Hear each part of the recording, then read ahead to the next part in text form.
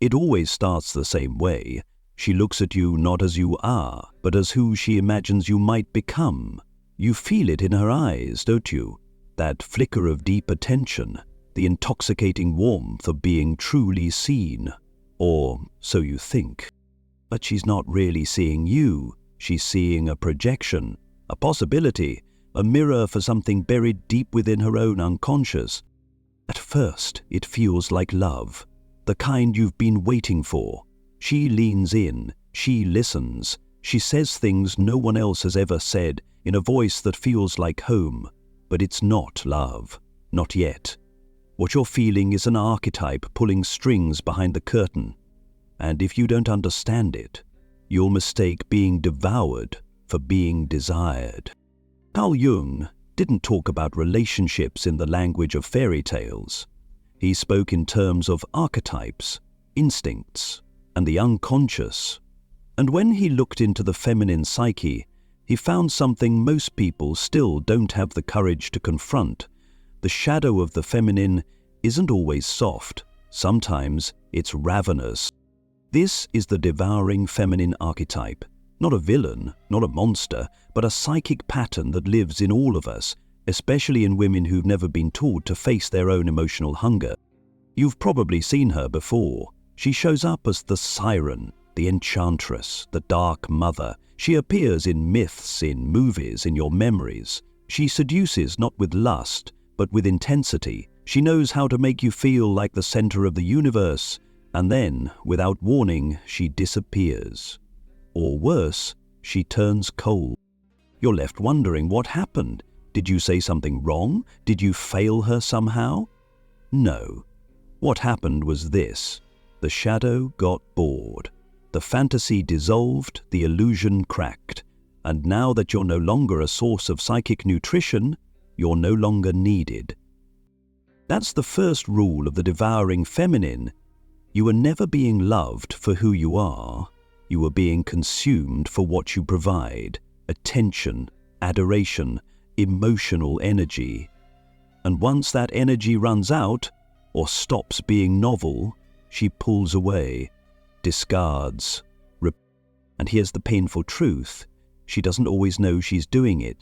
This isn't malice, it's instinct, it's unconscious. Because the devouring feminine is not a conscious strategy, it's not a plan, it's a survival pattern, rooted in an unintegrated shadow.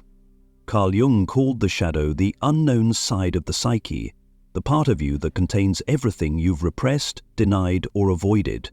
For many women, that shadow contains a deep, unacknowledged void, the need to be seen, chosen, adored, not for who they really are, but for the idealized version of themselves they've never fully believed in. This hunger begins early, often in childhood, when a girl is emotionally neglected or only valued for how she makes others feel. She learns to seek validation not as connection, but as control. She becomes emotionally intelligent, yes, but that intelligence becomes weaponized. It's no longer about intimacy. It's about sustenance. So what happens? She learns to seduce, not sexually, but psychologically. She knows how to mirror your dreams, echo your wounds, make you feel like you've finally found someone who understands you. But this isn't empathy, it's unconscious manipulation. Not because she's evil, but because somewhere deep in her psyche, attention became a substitute for love. Validation became nourishment. And so she takes, and takes, and takes, until she's full, or bored, or scared, and then she disappears. And you're left confused, gutted, maybe even ashamed. You replay every word, you question your worth, you wonder what went wrong. But that's the trap, thinking this was about you. It wasn't. It was never about you. It was about her shadow. The feminine shadow is not just passive, soft, or receptive, it also devours. And when that devouring impulse isn't integrated, when it's repressed, it acts out in patterns of seduction, consumption, and discard. Carl Jung saw this in myth, in dreams, in his patients. He saw women who had been taught to be sweet, but secretly seethed with unmet emotional needs. He saw girls who became women who craved intensity, drama, and attention, not because they were bad, but because they were starving. The devouring feminine is a hunger that can't be filled from the outside, and yet it keeps trying. She doesn't know why she loses interest so quickly. She doesn't understand why relationships start off with fire and end in ashes. She only knows that nothing ever feels enough. Nothing ever lasts. And she blames the men, the timing, the circumstances. But the truth is harder. She's running from a void she refuses to acknowledge. And here's where it gets even more dangerous. Because she doesn't look like a predator. She looks like everything you've ever wanted. She doesn't chase you with a whip. She pulls you in with poetry. She doesn't threaten. She promises. But her promises are soaked in shadow. Not because she's lying, but because she's possessed by a part of herself she hasn't faced. In Jungian psychology, this is called psychic possession, when a person is overtaken by an archetype so fully they believe it is them. In this case, the woman isn't seducing you consciously, she's being seduced by her own shadow. And you become the meal, the offering, the emotional fix. But here's the tragedy. She doesn't feel better afterward. In fact, she often feels worse, because no amount of external energy can fill an internal void. No amount of romantic intensity can replace the work of self-confrontation. And so she moves on, looking for the next source, the next spark, the next man who will momentarily distract her from her own emptiness. But you need to know this. It's not your job to heal her. It's not your role to fill that hole. And if you keep trying, you'll lose yourself in the process. Because the devouring feminine doesn't just take your time, she takes your identity. She makes you feel chosen and then makes you question if you were ever enough to begin with. But the moment you understand that this pattern isn't personal, that it's archetypal, you begin to reclaim your power. You begin to see the signs. The intensity that feels too soon, the emotional dependency masked as romantic connection, the withdrawal that comes right after deep intimacy. It's all part of the same cycle: seduce, consume, discard. But here's the part most people miss. This isn't just about women. This is about you, about why you were drawn to her in the first place, about what part of you needed that validation, that high, that emotional intoxication. Because as much as she might be playing out an archetype, so are you. If you found yourself unable to walk away, if you kept chasing even after the coldness set in, if you begged for answers you never received, it's not just because of her, it's because of your own shadow. The one that told you love must be earned. The one that said you only matter if someone is choosing you. The one that made you confuse being needed with being seen. Carl Jung warned us about this trap. The shadow doesn't just live in others, it lives in you. And unless you face it, you'll keep walking into relationships that mirror your deepest insecurities. You'll call it fate, you'll call it chemistry, but it's actually just a pattern, a cycle, a story written by your unconscious. That's why this hurts so much. Because her rejection isn't just hers, it's the activation of your own unresolved wounds. Her distance reawakens the original abandonment. Her silence echoes every time you weren't chosen, every time you were invisible, every time you tried to be enough and still weren't. This is how the devouring feminine consumes you, not by force, but by awakening the parts of you that are still hungry for approval. And here's what you have to understand. She doesn't know this is happening either. She's not sitting in a room plotting how to make you fall and then vanish. She's being moved by forces she can't name, archetypal forces, emotional survival strategies, the legacy of her own unmet needs. She wants to feel loved, but she doesn't know how to receive love without control. She wants intimacy, but only as long as she feels in power. She wants you to stay, but only as long as you're feeding her sense of significance. And when that power dynamic shifts, even slightly, when you pull back, when you stop overgiving, when you start to need something in return, that's when it collapses. That's when she starts to feel suffocated, or bored, or irritated. Because now you're not just a mirror, you're a person. And her shadow doesn't want a person. It wants a projection it can manipulate. This is why so many men who go through this experience feel like they're losing their mind. 1 minute, you're the most important thing in the world. The next, you're a ghost. 1 week, she's talking about the future. The next, she's distant, distracted, emotionally absent. It's not you. It's the collapse of the fantasy. And if you don't understand that, you'll blame yourself endlessly. But understanding doesn't mean excusing. Just because it's unconscious doesn't mean you have to stay. Just because she's wounded doesn't mean you should bleed. You are not a rehab center for someone else's archetypal possession. You are not an emotional buffet for someone starving for significance. This is where you begin to reclaim your identity. And let's be honest, you stayed longer than you should have because it felt good. At least at first, you felt important, needed, desired. For some of you, it was the first time you ever felt truly seen.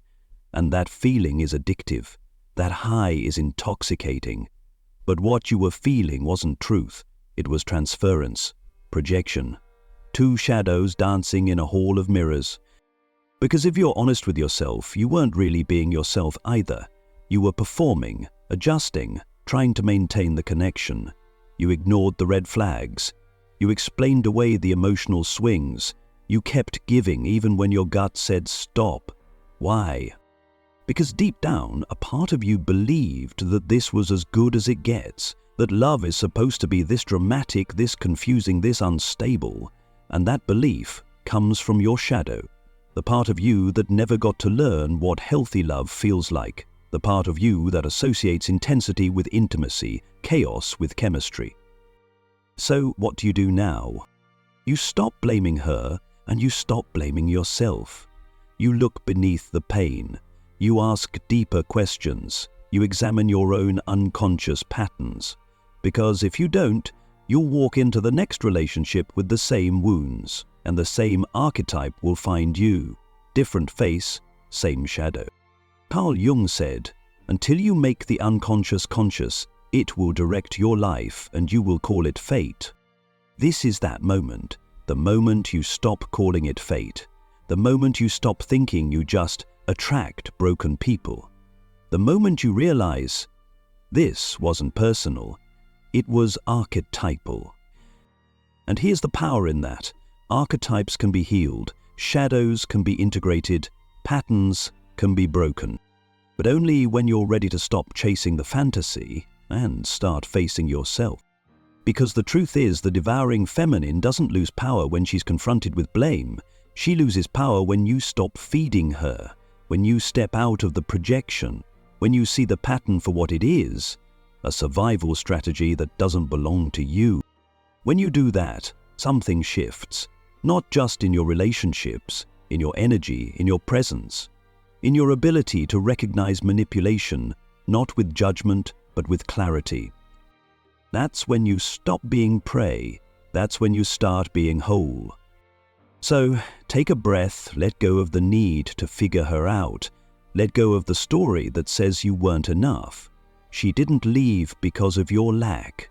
She left because the illusion dissolved, because the fantasy didn't hold. Now the real work begins.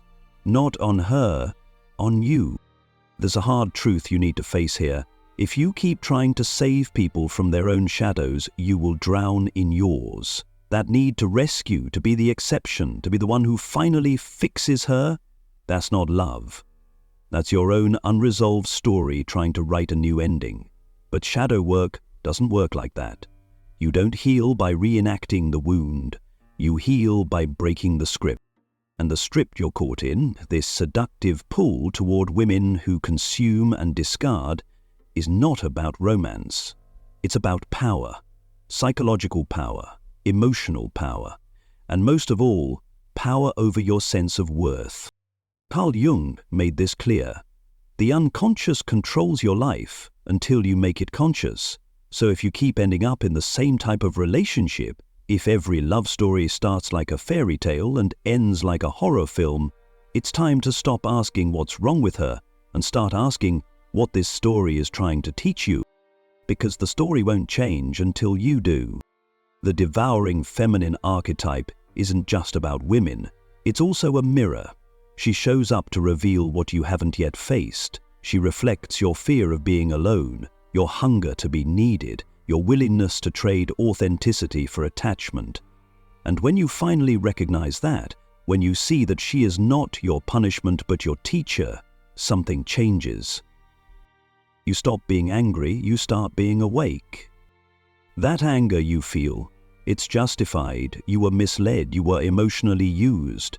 But beneath that anger is grief. Grief for the time you gave, for the energy you lost, for the version of yourself that bent and broke trying to hold something that was never real. Let yourself feel that grief, not to stay stuck in it, but to honor it, to understand it, to metabolize it into wisdom. Because there's a freedom that comes when you stop taking it personally, when you stop trying to get closure from someone who can't even give clarity to themselves. You don't need another conversation. You don't need to hear why. The why is simple.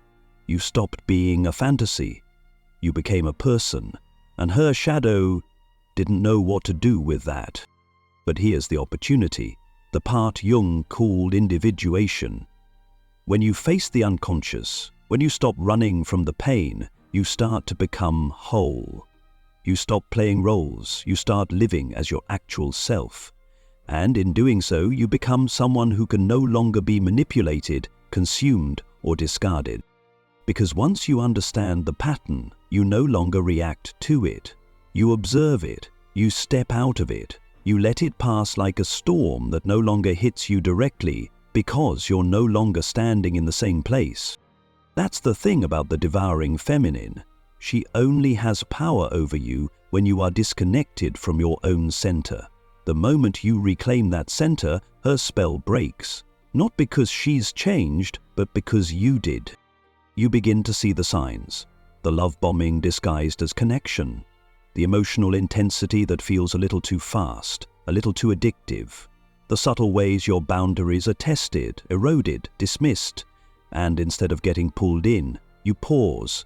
You name what's happening. You choose yourself. That doesn't mean you stop loving. It means you start loving wisely. You stop mistaking emotional chaos for intimacy. You stop interpreting neediness as depth. And you stop offering your soul as a solution to someone else's unhealed wounds. Because let's be honest, part of you believed that if you just loved her hard enough, she'd stay. That if you proved yourself enough, she'd finally settle. But you were never competing with other men. You were competing with a fantasy inside her head. And that's a battle you will never win. So don't try. Withdraw your energy, reclaim your time. Remember who you were before the seduction, and more importantly, remember who you've become because of it. Because now you know something you didn't know before. You know what it feels like to be emotionally devoured. You know what it costs to abandon yourself, and you know that your love is not a tool to keep someone from falling into their own emptiness. You are not here to be consumed. You are here to create, to build, to grow, to love in ways that are real, rooted, reciprocal, not reactive. And this doesn't make her evil. This doesn't mean you should hate her. If anything, feel compassion. Because a woman trapped in this archetype is in pain. She may never say it. She may not even know it. But that hunger, that psychic pull, it's not just a problem. It's a prison. And she won't escape it until she sees it, until she chooses to do her own shadow work. But that's not your responsibility. Your responsibility is to yourself, to your energy, to your healing, to your wholeness. Carl Jung taught that the only way to escape the spell of projection is through self-acknowledge. When you stop reacting from wounded instinct and start responding from inner clarity, you change the game. You step out of the archetypal drama. You stop being a character in someone else's story, and you start writing your own. That's the turning point. Not when she apologizes, not when she comes back, but when you no longer need her to. Because you've seen the pattern, and now you're breaking it. Now, let's talk about why this keeps happening, why intelligent, self-aware men still fall into this pattern over and over. It's not because you're foolish, it's not because you're weak, it's because you've been conditioned to find meaning in being needed. Somewhere along the way, you learned that your worth is measured by how much you can fix, provide, protect. So when you meet someone who appears emotionally vulnerable, who pulls you in with their pain, your instinct isn't to pause, it's to serve. But Jung would ask, what part of you benefits from that dynamic? What part of your shadow is being fed every time you're the hero, the savior, the stable one who holds it all together? Because, here's the truth, every rescuer has a secret fantasy that if you can just be good enough, you'll finally be loved the way you always wanted. That fantasy is just as dangerous as hers. She projects her pain onto you, hoping you'll rescue her from it. You project your longing onto her, hoping she'll finally make you feel like enough. And the tragedy is this: you're both trying to heal wounds through each other that only the self can truly heal. This is not partnership, it's trauma reenactment. And that's where most relationships collapse, not in betrayal, but in the unspoken expectations neither person ever had the capacity to meet. This is why individuation matters, why Jung saw it not as a luxury but as a necessity, because until you become whole within yourself, you will seek completion in someone else. And when they fail to complete you, when their wounds rub against yours, when their archetypes clash with your projections, you'll experience it as heartbreak. But it's not heartbreak, it's disillusionment, the end of an illusion. And disillusionment, when embraced, is the beginning of real sight. So what does individuation actually look like in this context? It looks like noticing when you're abandoning yourself to keep the peace. It looks like resisting the urge to chase after someone who keeps running. It looks like staying with your discomfort instead of trying to solve someone else's. It looks like setting boundaries, even when it risks rejection. More than anything, it looks like choosing to see clearly both who she is and who you are without flinching. Because the archetypal dance between the devouring feminine and the rescuing masculine only continues when both participants stay asleep, when both continue to believe that love means losing yourself for the other. But when one of you wakes up, the dance falls apart, and that collapse is not a failure, it's a release. It's the moment you stop performing, the moment you stop managing someone else's emotions like it's your job, the moment you step back from the chaos, look at the debris and say, this is not my mess to clean up. And maybe she'll rage, maybe she'll beg, maybe she'll try to pull you back in, because the moment you withdraw your energy, the shadow panics. It needs to feed, and when it senses scarcity, it escalates. But you've seen behind the curtain now. You know what's real. You know that intensity is not intimacy, that chaos is not connection, that being needed is not the same as being loved. So you stay grounded. You let the storm pass. You do not explain yourself to someone who never truly saw you. You do not try to soften your clarity for someone who weaponized your compassion. You stand firm, not to prove anything, but because you're no longer willing to lose yourself for someone else's comfort. This is the moment Jung called the confrontation with the shadow. When you stop projecting, stop blaming, and start owning your part, you recognize that yes, you were seduced, but only because part of you wanted to be. You were consumed, but only because part of you needed to feel valuable. You stayed too long, not because you were a fool, but because you were trying to rewrite a story that didn't begin with her. And now, Now you stop. You stop rehearsing the old script. You stop trying to prove your worth. You stop offering your soul as proof that you deserve love. And you start living from your center, not from your wounds, not from your fear of being alone, but from a deep knowing that the love you're looking for doesn't start with being chosen. It starts with choosing yourself. The devouring feminine loses all power the moment you refuse to be consumed. When you no longer confuse her attention with affection. When you stop believing that you can heal someone by disappearing into their hunger. Because love isn't about merging, it's about meeting. And a true meeting can only happen between two whole people, not between a savior and a shadow, not between a fantasy and a fixer. So what do you do with this knowledge? You carry it into every relationship moving forward. You watch the early signs more closely. You pay attention to how someone responds when you set limits, when you say no, when you show up as your full autonomous self.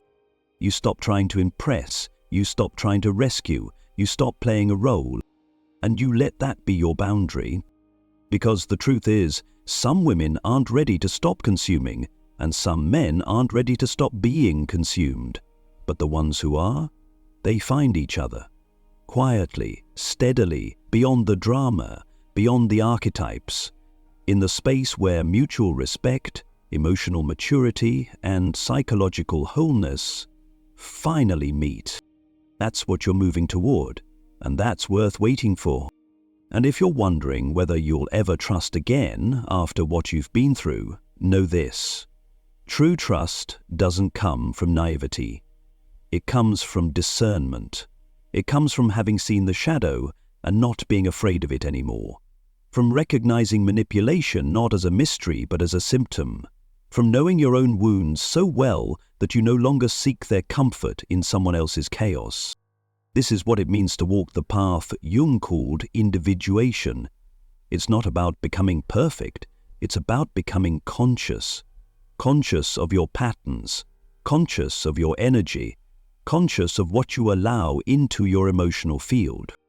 Because here's what most people never realize. When you do your shadow work, when you face your inner void, you become unattractive to people who were only feeding on your unconscious patterns, the ones who needed your availability, your compliance, your energy.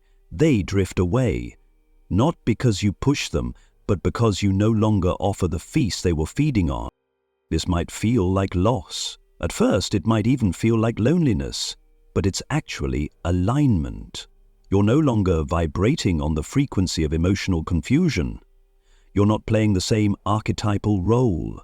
You've stepped off the stage. And that's the most terrifying thing to people still living in illusion. You're not trying to be chosen anymore. You're not performing. You're not over-explaining, justifying, or apologizing for having needs. You're just being. That's power. Not the loud, aggressive, in-your-face kind, but the deep, grounded, unwavering presence that says, I know who I am, I know what I carry, and I will not give my energy to someone who mistakes my soul for a snack. This is how you change your relationships without saying a word, by becoming the kind of man who is no longer seduced by projections. The kind of man who sees beyond the surface, who hears the hunger beneath the flattery, who feels the instability behind the intensity, and who chooses presence over performance, clarity over confusion, sovereignty over seduction. But it doesn't mean you won't ever feel that pull again. You will. That's what archetypes do. They attract, they awaken, they test. But now you'll recognize it, you'll feel it rising, and you'll pause. You'll breathe. You'll choose. And maybe you'll still love her.